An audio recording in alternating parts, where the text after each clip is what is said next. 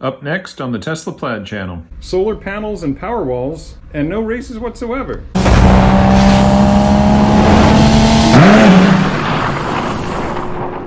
Welcome back to the Tesla Plaid channel, where we've been rained out for 6 race nights in a row. We haven't raced since mid-June, and that's Florida for you. But in the meantime, we have a special episode here people have been asking for about my solar panel and Powerwall battery setup. Let's take a look. A lot of people have been asking me, how do I power these cars? And do I just have a long tailpipe that goes to some coal-fired plant somewhere? Well, would you believe that these solar panels on my roof give all the power I need, not only to my 2 Teslas, soon to be 3, but also to this entire house. What about when the sun isn't shining, you might ask? That's where this Powerwall comes in. Got 2 Powerwalls here. Now you might ask, how many Powerwalls and how many panels am I going to need? Well, it all depends on your house. So as for me, I work at home, so most of the driving that I do is just to my local drag strips. But it all depends on different factors like how much sun you get on your roof and how much energy you use, whether you've got electric cars, how much air conditioning you use in your house, a lot of different factors. Even while I was working on this video, the grid went down. We got a big thunderstorm going on out here. We're just north of Tampa, and it's not uncommon for a storm like this to knock out the grid. You can see here on my phone that it's telling us the grid is down, but everything in the house is still running just fine, including my computer, air conditioning, everything else. Tampa Bay lightning for you. They're in the Stanley Cup Finals, by the way. One thing about having solar like this, sometimes you feel kind of bad for your neighbors, knowing that everybody else here on this lake is down right now. If they were working on their computers, you know, they lost whatever they were working on. They can't turn on their air conditioning. Power is still down in my neighborhood after over an hour. If you look at the beginning of the video before the power went down, some of these houses had their porch lights on. None of those lights are on anymore because they have no power to light them with.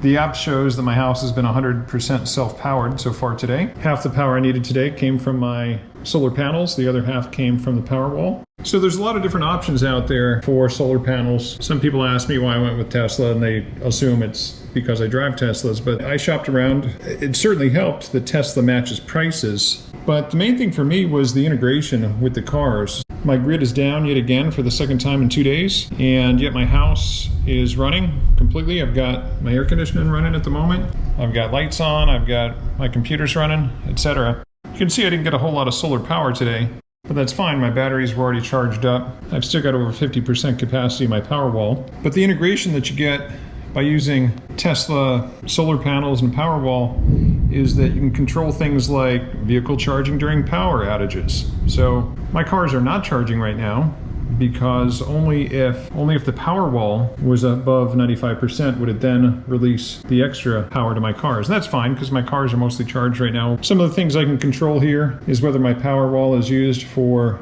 backup only, or whether I want to self-power my house. If you use it for backup only, it's 100% all the time, and it just waits until the grid goes down and does nothing else. If you use it to be self-powered as I do, then once the sun goes down, the Powerwalls power your house, and then the next day they'll charge back up, and then the next night they'll power your house, and so on, which is great. So you can maximize how much solar power you're using and minimize how much you're using from the grid, so you're not pulling from the grid to run your air conditioning at night, things like that.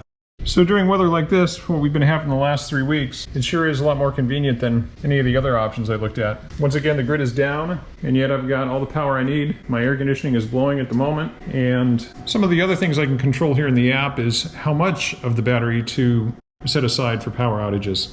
So if I set it, for example, here to 50%, then it'll never go below 50% unless the grid is down. And that's basically what you're seeing right now. And the grid is still down, and it's at 50%. So since the grid is down, it will now drop below 50% as I use this power. And you can see I'm using 3 kilowatts now. Might be a good idea to change my air conditioning just a little bit, turn it up a degree.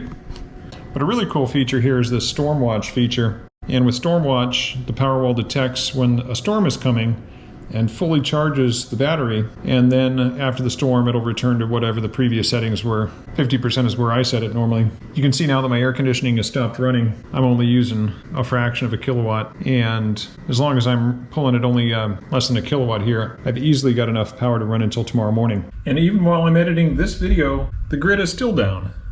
No problem at all. As you can see, I'm only using half a kilowatt, and I've still got 47% of my battery left.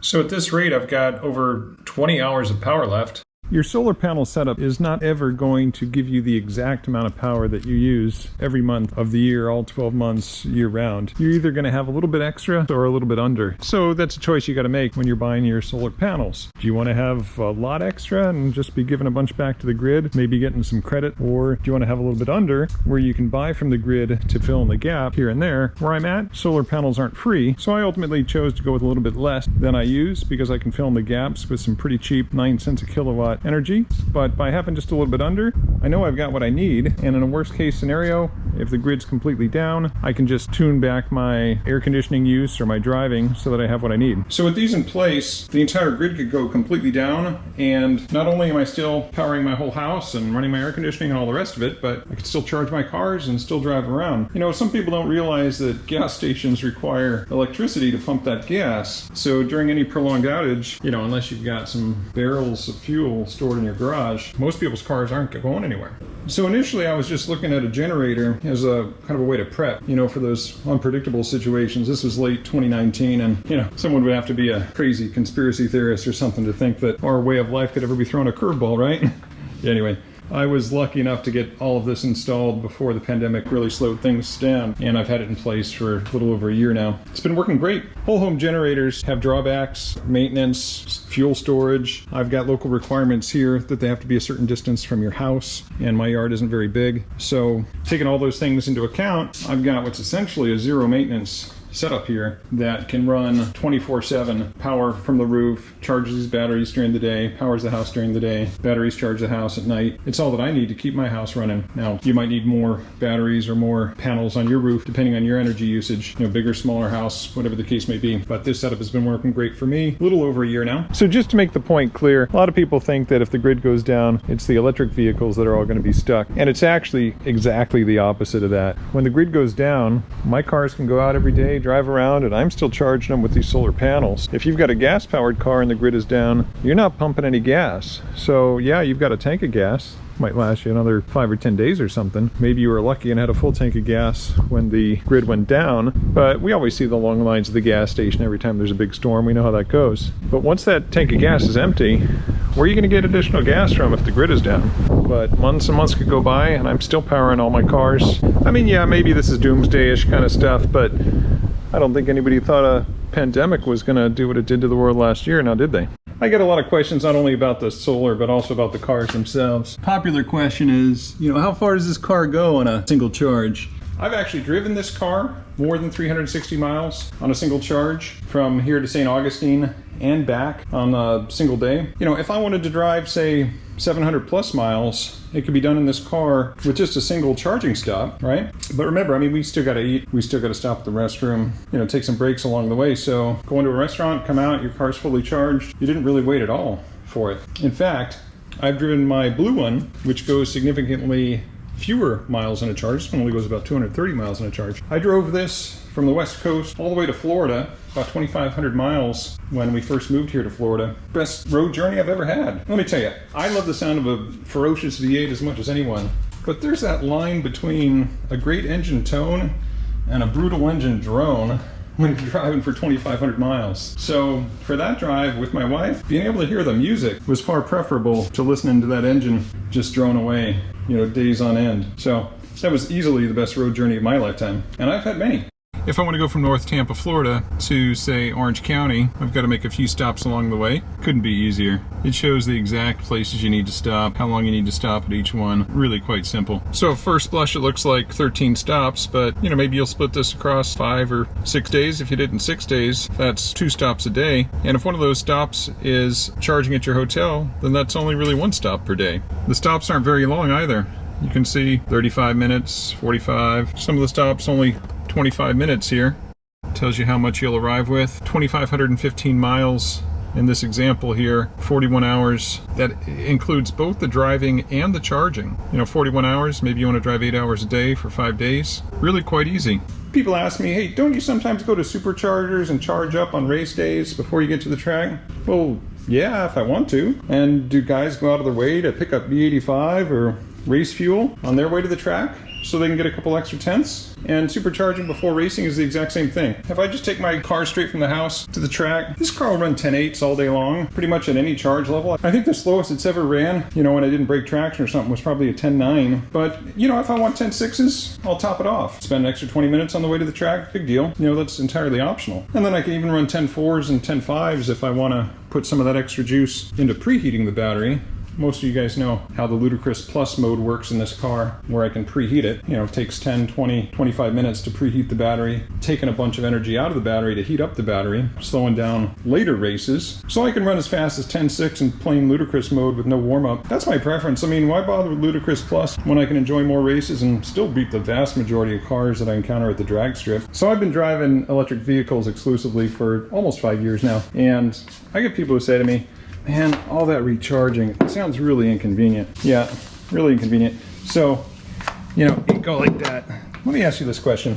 So let's say Apple came out with a new iPhone, and state-of-the-art, really sweet in every way. But in order to charge that phone, you had to take it to a special Apple station scattered around town, wherever. You know, every 5 or 7 days or so, take your phone to that place and wait there for 5 to 10 minutes and pay whatever they told you to pay. And you'd be like, this costs twice as much as it did a year or two ago. But you wouldn't have much choice. You know, you got to go there, you got to pay to get your phone recharged, and you'd have to do it every 5 or 7 days for the rest of your life. You're telling me that's more convenient than just plugging it in on your nightstand, in your office, in your car, wherever? Because I know which of the two I would choose.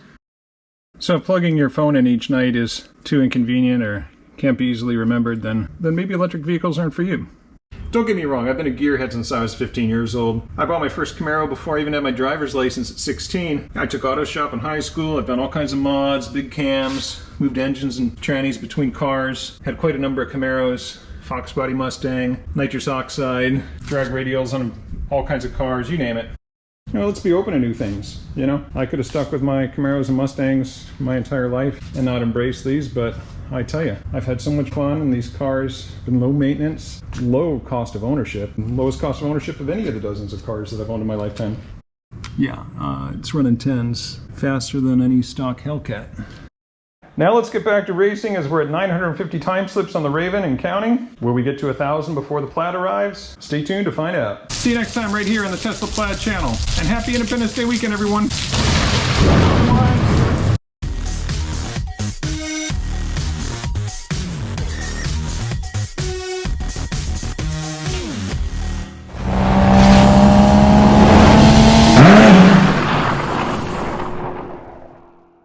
If you have any specific questions, feel free to put it in the comments section.